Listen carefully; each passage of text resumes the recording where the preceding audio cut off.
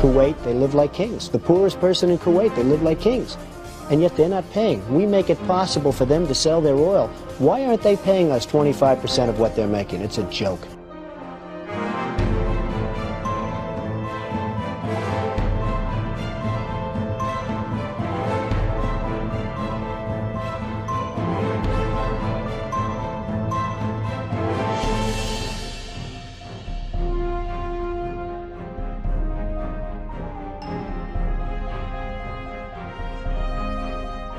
Why didn't we say, we want 50% of your oil forever, or we're not letting you go back in?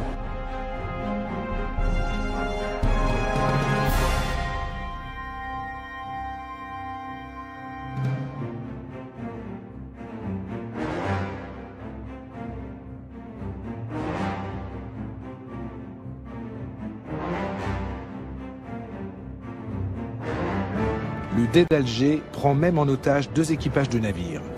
Ils réclament 60 000 $ pour leur libération ou menacent d'en faire des esclaves. Rapporté au budget actuel des États-Unis, cette somme représenterait aujourd'hui plus de 60 milliards de dollars.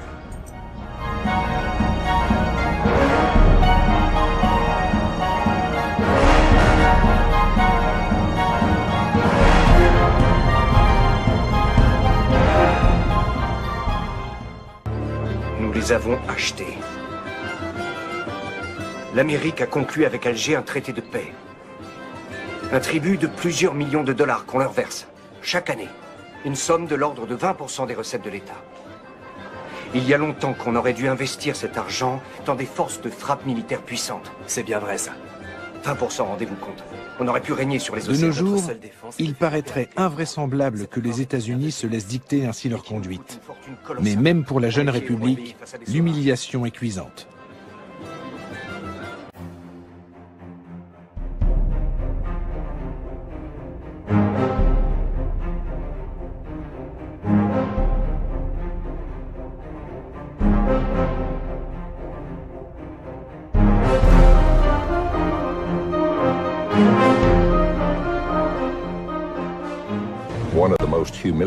En 1795, les États-Unis ont connu un épisode particulièrement humiliant.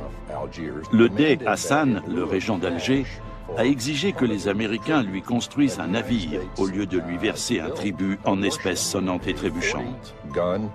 Il devait livrer à Alger une frégate d'une 40aine de canons doublés de cuivre. Le président George Washington a écrit qu'il en avait été extrêmement mortifié. Mais les États-Unis étaient faibles à cette époque, et le président a jugé que son pays n'avait pas d'autre choix que de s'exécuter. Il savait pourtant bien qu'avec ce navire de guerre, les Algériens captureraient de nouveaux vaisseaux marchands américains et européens. Les Américains sont piqués au vif par tant d'impertinence et décident de construire des navires encore plus rapides, conçus pour durer. En somme, meilleurs que ceux des corsaires. Les États-Unis veulent ainsi mettre fin aux conditions humiliantes du traité de paix et d'amitié qui les lie à Alger.